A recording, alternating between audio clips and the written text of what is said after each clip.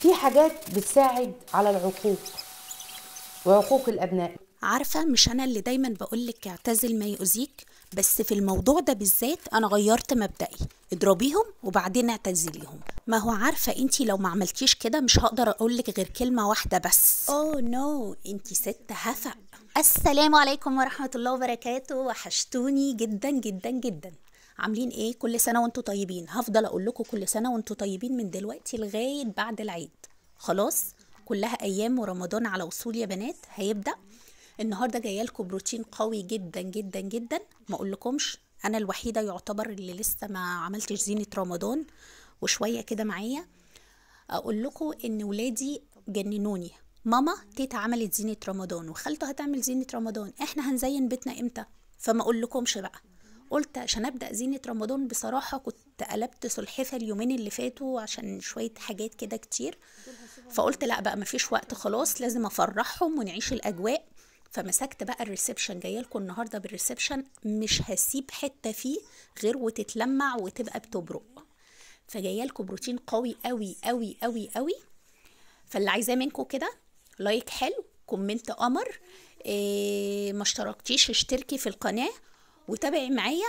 وكمان واحنا بنعمل روتين حابه ان انا دردش معاكم يا بنات بامانه في موضوع غايه في الاهميه. ليه بقى غايه في الاهميه؟ اقول لكم، ما يعني انا مش عارفه افسره بايه بصراحه. ده انا لو معمول لي عمل على رجل نمله عمية وماشيه في الصحراء مش هتوصل عندي بالطريقه دي.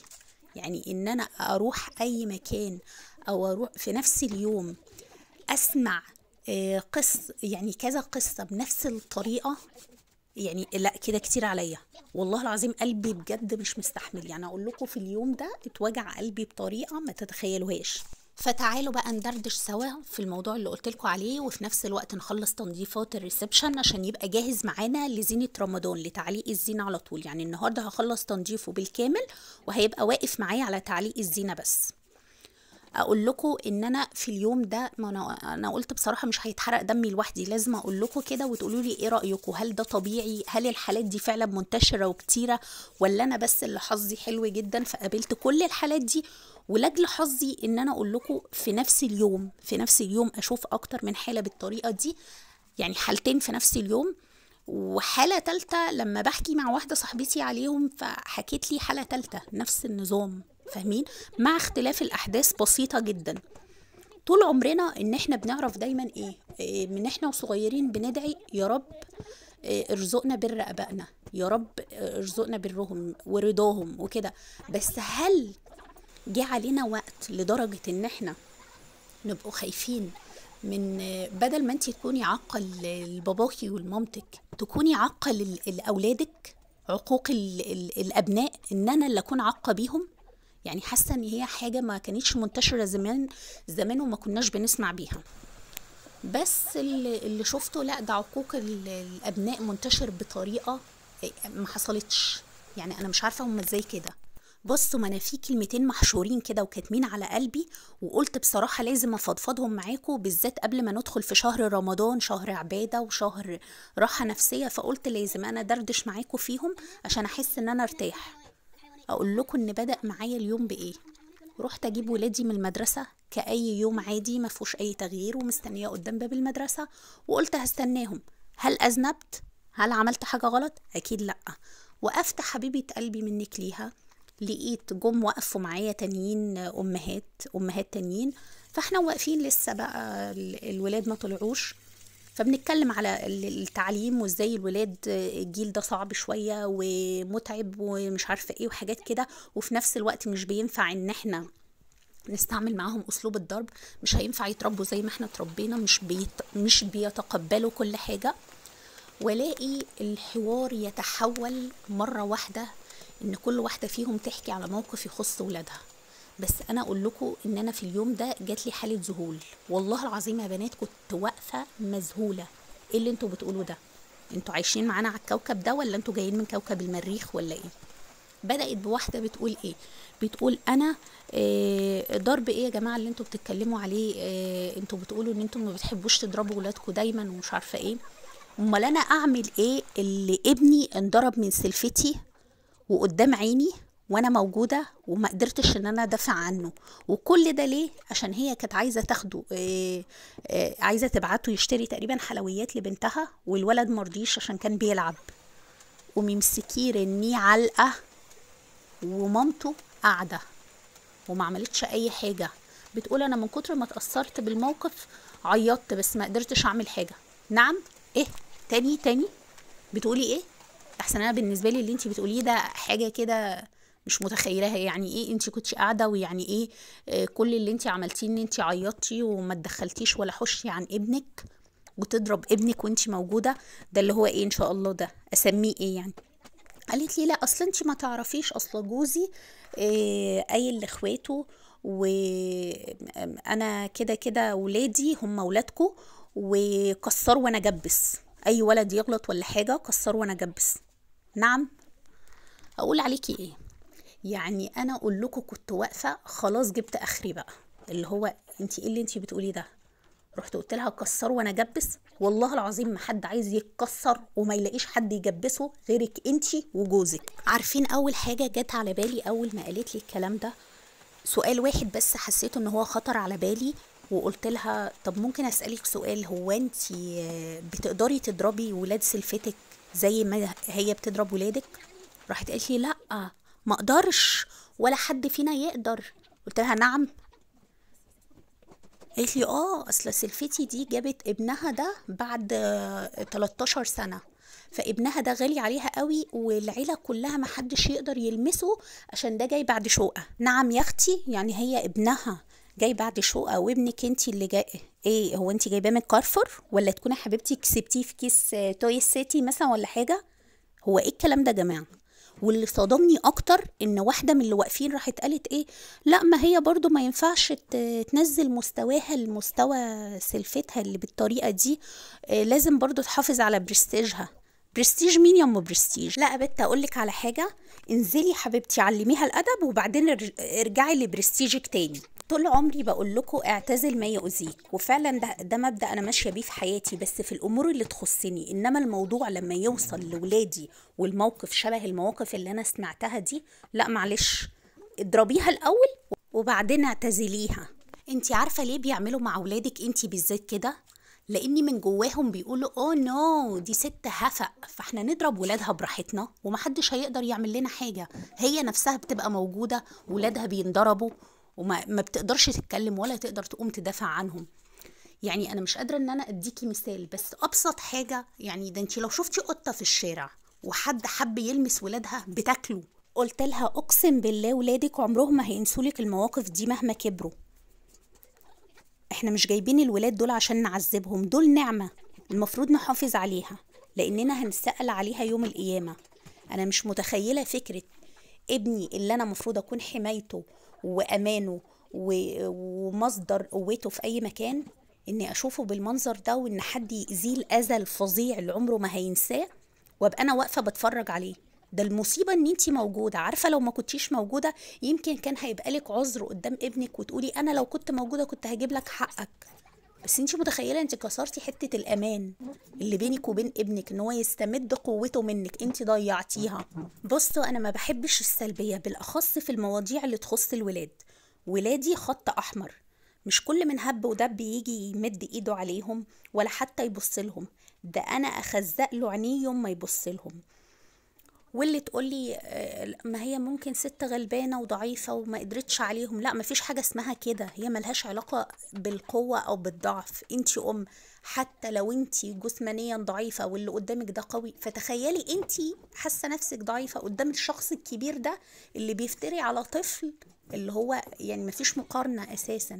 ابنك في مرحلة ضعف، الفترة اللي هو فيها دي انتي مفروض انتي تبقي قوته، عشان هو لما تلف الدنيا وتبقي انتي اللي في مرحلة ضعف وهو في مرحلة قوة عمره ما هينسالك موقفك ده. لو ما قدرتيش تعملي حاجة يا ستي ابسط الامور خدي الضرب انتي وحوشي عن ابنك، مش واقفة تتفرجي عليه. عارفين اكتر حاجة صدمتني في اللي اتحكى ده كله والحوار اللي اتحكى؟ ان الام بتحكي الموضوع بطريقة فيها اريحية غريبة، وانها مش حاسة ان حصلت مشكلة او ان اللي هي عملته ده غلط في حق ابنها وكده. بتحكيه عادي كأني زي موقف عادي، اللي هو انا ماشيه في الطريق، مثلا حد خبطني من غير ما يقصد، او عربيه كانت هتخبطني وما اعتذرش. انتي ازاي بتحكي الموقف كده؟ ده انا يوم ما حد من ولادي يعمل مصيبه، مصيبه اللي هي بمعنى مصيبه، واضطر ان انا ايه، لازم يبقى فيها عقاب. والعقاب انتوا عارفين عقاب الام اللي هو ايه، انتي بتضربي بس مش ضرب الاذى، ضرب ان انت مثلا ممكن تمدي ايدك عليه لمجرد ان انت تعلميه ان هو عمل غلط. هقول لكم ان بفضل والله العظيم باخد الليل كله وانا بأنب في نفسي، وبيكون هو نايم مثلا حد فيهم، اقول لكم بفضل ابوس على ايديه وعلى راسه وهو نايم، وببقى زعلانه جدا. بس اللي هو الموقف كان لازم تصرفي يبقى فيه كده، وتصرفي يبقى حازم فيه، ويعرف ان هو كان غلطان. فانتي ازاي ان انتي الموقف بتحكيه بالطريقه دي ومش حاسه بتأنيب ضمير ولا حاسه باي حاجه؟ بس اقول لكم في اليوم ده باقي الامهات بعيد عن الاتنين اللي اتكلموا دول، اللي هي حكت الموقف واللي التانية اللي ردت عليها وادتها مبرر، باقي الامهات يعني مش انا لوحدي بصراحة، الموقف ما استفزنيش انا لوحدي، باقي الامهات كمان روقوها. يعني عارفين والله العظيم بامانه روقوا عليها، اللي هو ايه اللي انتي بتعمليه ده، وانتي مستنيه من ابنك هيعمل معاكي ايه بعد كده لما انتي عملتي فيه كده، وازاي ان هو اتهان، وهيطلع ازاي عنده شخصيه، ان هو هيتكون شخصيته منين وانتي عامله فيه كده، ان هو في وجودك وحصل معاه كده، ما بالك بقى في عدم وجودك؟ ايه اللي ممكن يحصل؟ ممكن كوارث، ممكن اكتر من كده، ومش هيجي يحكي لك. ليه؟ لاني حتى لو حكالك هتعملي له ايه؟ مش هتعملي اي حاجه. فاقول لكم ان انا لحد ما روحت وانا الموضوع شاغلني جدا، لدرجه صاحبتي اللي مروحه معايا اللي حضرت معايا الموقف برضو وما سكتتش، قالت لي تخيلي ان انا الموقف ده حكيتهولي جارتي امبارح بس بطريقه مختلفه، ان جارتها برضو كانت موديه ابنها درس، والمدرسه قال جايه من بره متنرفزه ومش عارفه ايه، فسالت الولد على حاجه، فالولد جاوب، بس اجابته قال كانت ناقصه جزئيه بسيطه، فطلعت غلها كله في الولد، اللي هو بتقول كانت ماسكه عصايه كسرتها على الولد وهي قاعده، دي قاعده مستنيه ابنها يخلص الدرس، شافت المدرسه وهي بتكسر خشبه على ابنها، بتقولي انا كان رد فعلي امبارح، شفتي حاله الذهول اللي انت كنتي فيها النهارده وان انت ما رحمتيهاش، ده اللي انا عملته مع جارتي امبارح. فحسيت اللي هو سبحان الله، هي ظاهرة ومنتشرة ولا هي لاجل الحظ، يعني ان احنا اتجمعنا وسمعنا اكتر من قصة، صاحبتي سمعتها من جارتها امبارح والنهاردة سمعناها من اللي شفناهم في المدرسة، هي دي حاجة منتشرة يعني، ولا حالة عارضة كده ومجرد ان هي صدفة بس امبارح والنهاردة نسمع نفس القصص؟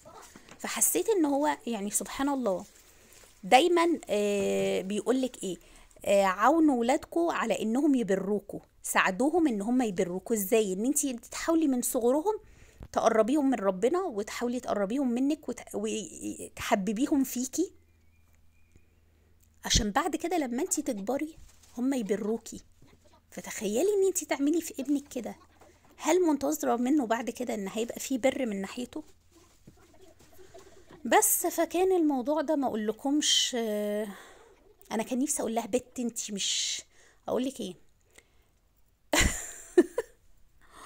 والله العظيم صح، الام لما تكون تافهه حتى ولادها ما بياخدوش حقهم، يعني انتي بتطلعي شخصيات هشه، مش ما فيش شخصيه قويه ما يقدرش ياخد حقه، لان هو شايف النموذج مين؟ امه. عارفين الاب ما عليهوش وجوده مهم، بس عامل التربيه بالذات على الام اكتر من الاب بكتير جدا. ربنا يبارك في اولادنا جميعا ويقدرنا يا رب على تربيتهم. ومن موقعي هذا بوجه كلامي لكل ام، خليكي قويه عشان ولادك هيستقوا بيكي. طبعا رغينا كتير قوي في الفيديو، رغيت معاكم كتير قوي، بس فعلا الموضوع كان شددني وكنت حابه ان انا يعني احكيه معاكم، ويا ريت اللي مر بتجارب زي كده وقابل ناس بنفس الطريقه دي بتتعامل، يا ريت قولوا لنا رد فعلكم كان معاهم ايه، هل اتصرفتوا معاهم عادي ولا هل انتقدتوهم وعرفتوهم ان اللي بيعملوه ده غلط؟ بصوا بقى، طبعا الفيديو شارح نفسه، بصوا ما سبتش حاجه الا وعملتها، يعني كل حاجه بقيت المعها، زعفت وفي بدايه الفيديو انا كنت منزله الستاير اساسا وغسلتها، وكان عندي الغسيل اللي كان على الكنبه ده كله كان مغسول وكان محتاج يتطبق، ومسكت بقى كل الاساس اللي في الريسبشن كله لمعته، ووصلت حتى باب الشقة عملته من بره ومن جوه، والباب الحديد. بصوا الباب الحديد ده اكتر حاجة بصراحة بتتعبني لما باجي انضفها عشان تفاصيله كتير قوي، بس بصراحة بعد ما بيتنضف بيبقى حلو جدا، بيبقى شكله نظيف قوي. فبحاول على قد ما اقدر كل فترة اعمله. وحتى قدام باب الشقة ما سبتوش يا بنات، برضو نضفت قدام باب الشقة عشان طبعا عنوان نظافتك زي ما بنهتم ببيتنا ومطبخنا وحمامنا، برضو قدام باب الشقة ده حاجة مهمة جدا ان انتي تهتمي بيها وتبقى نظيفة. حاولي على قد ما تقدري، لو عندك جارة في وشك شوفوا مثلا انتي تعملي مرة هي تعمل مرة، يعني مشوها كده بالود، اللي يقدر يعمل حاجة يعملها، ما توقفوش لبعض. في الاخر الموضوع نظافة ليكوا انتوا الاتنين ولولادكوا، فاحنا بنتعامل كده. فانا عملت السلم بقى ورحت عملته بالمكنسة وزقيت المية بالمساحة، واخر حاجة قلت اديله تنشيفة كده بالموب عشان ينشف بسرعة. وطبعا بعد ما بخلص الكلام ده اخدت الموب غسلتها كويس جدا بالكلور، ونقعتها كمان في كلور، سبتها عشان ابقى ضامنة ان هي اتعقمت وبقيت زي الفل. والشجرة اللي كانت هنا برضو غسلتها، كانت متطربة جامد، فاخدتها غسلتها في البانيو وطلعتها. بصوا كل حاجة، السفرة والبوفيه والنيش وكل حاجة ما شاء الله اللهم بارك بتلمع. طبعا انا ما كنتش هحس ببهجة رمضان لو انا علقت زينة ومثلا في تراب او في اي حاجة مثلا في الريسبشن، كنت هحس ان انا بصراحة بضحك عن نفسي. فقلت لا، التنظيفة الجامدة دي لازم اعملها قبل تعليق الزينة. وكده كده خلاص انا غسلت الستاير، والستاير بتاعتي الحمد لله كانت نشفت كمان، وهطلعها واسندها على الانتريه لغاية اجي بعد كده اعلق الزينة والبس. غسلت الكفرات كلها برضو بتاعت الانتريه، انا بقالي فترة كبيرة قوي يا بنات سايبة الانتريه من غير كفر، والسفرة غسلت الكفرات بتاعتها. فهبدأ بقى ان انا خلاص عيني اخدت على لونهم كده، فهبدأ ان انا ارجع بقى البسهم تاني عشان احس بتغيير. بصوا قدام باب الشقة فلة هبدأ ألبس الكفرات. أولا هتعملي تغيير عشان بقالي فترة كبيرة مش ملبساها، وفي نفس الوقت هتستحمل معايا بقى رمضان وحركة الولاد والإفطار والحلويات والحاجات الجميلة دي. كل سنة وانتم طيبين، ويعود عليكم وعلينا الأيام بخير. اللهم بلغنا رمضان لا فاقدين ولا مفقودين يا أرحم الراحمين. واديني مسكت اخر حاجة الخطوة الستاير، حطيتها على الكنبة بعد ما نشفت. واخر خطوة معانا مرحلة التعطير يا بنات. المرحلة دي اللي بتحسي ان انتي بقى عارفين بتعملك سلام نفسي كده، اللي هي كل حاجة تمام وزي الفل في مكانها، وخلاص انا بعطر. وهبدأ بقى بعدها اطفي الاضاءات. ولحد هنا ويكون الفيديو بتاعنا خلص، وقابلكم ان شاء الله في فيديوهات كتير ان شاء